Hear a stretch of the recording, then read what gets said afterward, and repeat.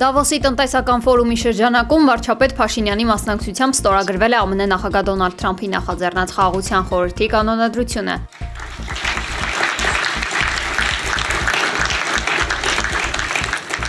Միացյալ Նահանգների նախագահ Դոնալդ Թրամփը իր ելույթում թվելով իր վարչակազմի օրոք դադարեցված պատերազմները խոսել է նաև հայ-ադրբեջանական հակամարտության դադարեցման եւ հարաբերությունների կարգավորման մասին։ Նա ասել է, որ այդ երկրների շատերի առաջնորդները այժմ իր ընկերներն են։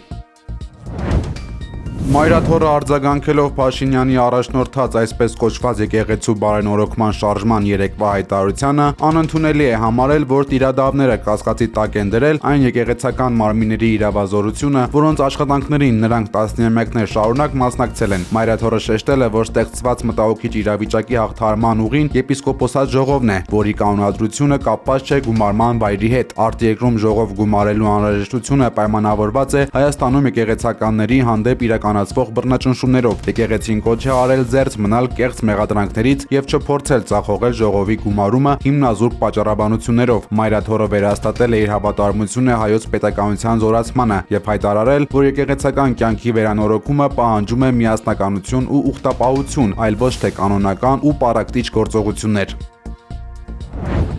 Երևանի ընդհանուր իրավասության Շենգավիթի դատարանում շարունակվում է Սրբազան շարժման անդամների գործով դատական նիստը։ Բագրատ Սրբազանը նիստի ընթացքում իր դեմ հարուցված 35 հատորանոց քրեական գործը անվանել է փնթի եւ զուրկ փորձաքննական հիմքերից։ Սրբազանը շեշտել է, որ 7 ամսվա կալանքի ընթացքում չի իրականացվել որևէ ձեռագրաբանական կամ ձայնային քննություն, ինչը պատմության մեջ չլսված երևույթ է։ Քանի այս իշխանությունը գոյություն ունի եւ իմ բերանի մեջ շունչ կա, սիրտս էլ տրոփում է, ես ընդդիմադիր չեմ լինելու։ Ես պայքարելու եմ, որ ազատագրվի իմ երկիրը։ Ու վերջ, որովհետեւ այդ ազատագրությունը նաեւ ձեր ազատագրությունն է։ Ամբողջությամբ սա մարմնավոր ազատագրություն չի միայն, հոգևոր ազատագրությունը։ Բագրատ Սրբազանը նաև անդրադարձել է անմեղության կանխավարկածի կոպիտ խախտումներին, նշելով, որ պետական բարձրաստիճան պաշտոնյաները եւ հանրային հեռուստաընկերությունը զրպարտչական արշավ են իրականացնում իր դեմ։ Նա հայտարարել է, որ իր տանը տեղադրված տեսախցիկների եւ ձայնագրվող սարքերի մասին միշտ տեղյակ է եղել եւ թաքցնելու ոչինչ չունի, քանի որ իր ողջ գործունեությունը եղել է հրապարակային։ Լիքը մարդ կա այստեղ։ Ինչու՞ ես մարդիկ ապակոյես մի կողմը չեն կամ բկա չեն։ Կալանավորվել է Պաշտպանության նախարարության Արմավիրի զինվորական կոմիսարիատի ստորաբաժանումներից մեկի պետը, հայտնել է հակակոռուպցիոն կոմիտեն ու նշել, որ քննվող քրեական բարոյի շրջանակում հանրային քրեական հետապնդում է հարուցվել Արմավիրի զինվորական կոմիսարիատի ստորաբաժանումներից մեկի պետի ու եւս 3 անձի նկատմամբ։ ՊՆ պաշտոնյան մեղադրվում է վարժական հավաքների ենթակա անձանց հավաքներից ապօրինի ազատելու գործընթացը կազմակերպելու դիմաց խոշոր չափերով կաշառք ստանալու համար։ Օկուպացված Արցախում հուղարկավորված զինվորների հարազատները Հայաստանի կառավարությունից պահանջում են արտաշիրիմում անել եւ իրենց հարազատների մարմինները տեղափոխել Հայաստան։ Նրանք այսօր պահանջագիր են ներկայացրել գործադիրին։ Եթե իրենց հարցին պատասխան չլինի, պատրաստվում են նստացույց սկսել։ Զոհված զինվորների մայրերը տեսնում են, թե ինչպես են օկուպացված Արցախում ադրբեջանցիները պղծում որդիների գերեզմանները։ Թշնամու տարածած տեսանյութերը անասելի ցավ ու զայրույթ են առաջացնում մեր հայրենակիցների սրտերում։ Իրենք Արցախից վերադառնալուց հետո դիմել են այս շենքում նստածին եւ ասել են, որ պետք է արտաշիրիմում արվի, այսինքն Արցախից մի քանի անգամ արտաշիրիմում պետքա արվի, բերվի այստեղ, որպիսի իրենք կարողանան խնկարկեն, պատշաճ իրենց հարազատների շիրիմներին կարողանան այցելել։ Եթե ցորեն, բրինձ, մակարոն եւ այլը բերում եք, բերեք սա, մինչեւ այս մարդկանց Արցախ վերադարձի հարցը կլուծվի։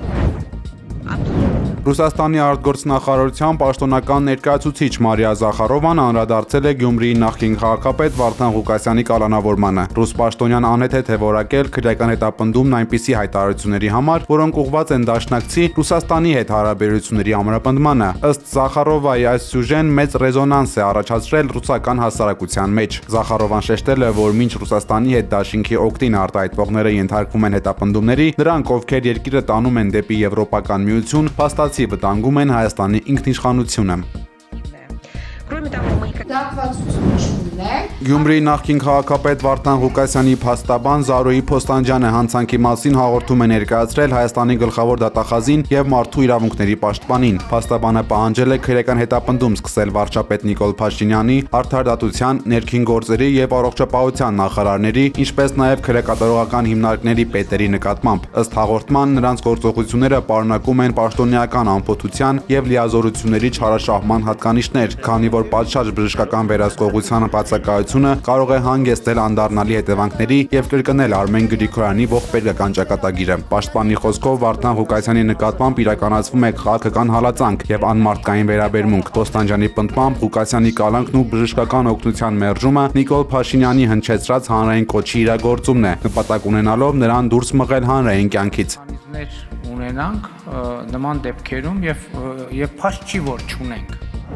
հասցնել այն միտքը։ Հանրային քննարկումների առիթ են դարձել ազգային բարերար Սամվել Կարապետյանի տնտեսական 5 հեղափոխական քայլերը, որոնք հրապարակվել են անցած շաբաթ։ Փոքր բիզնեսին չհարկելու Կարապետյանի խոստման մասին են հիմնականում հարցնում մեր ձևով շարժմանը։ Համակարգող Նարեկ Կարապետյանը այսօր պատասխանել է հարցերին եւ շեշտել, որ չհարկվելու հնարավորությունից կօգտվեն փոքր խանութները, վարսավիրանոցները, ավտոլվացման կետերը եւ ծառայությունների ոլորտի այլ փոքր ձեռնարկությունները։ Ինչ հարց են մեզ տալիս, ասում են, իսկ ինչպես է բյուջեն այդ դեպքում դիմանալու։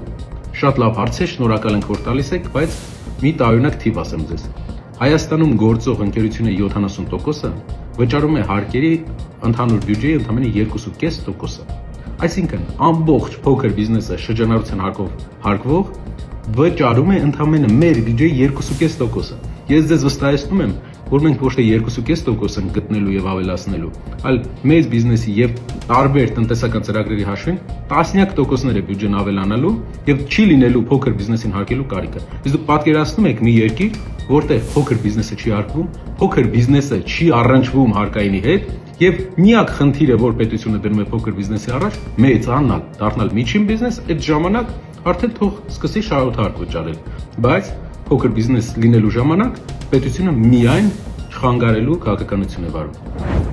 Սիրելի հայրենակիցներ, երկրպագուներ եւ ընթերցողներ։ Հայկական ֆուտբոլի լեգենդ Հենրիխ Մխիթարյանի ինքնակենսագրական գրքի հայերեն տարբերակը կներկայացվի փետրվարի 7-ին Երևանում։ Հայ ֆուտբոլիստի խոսքով «Իմ կյանքը միշտ կենտրոնում» գիրքը իր համար առանձնահատուկ նշանակություն ունի։ Բոլորիդ սիրով հրավիրում եմ գրքի շնորհանդեսին, որը տեղի կունենա փետրվարի 7-ին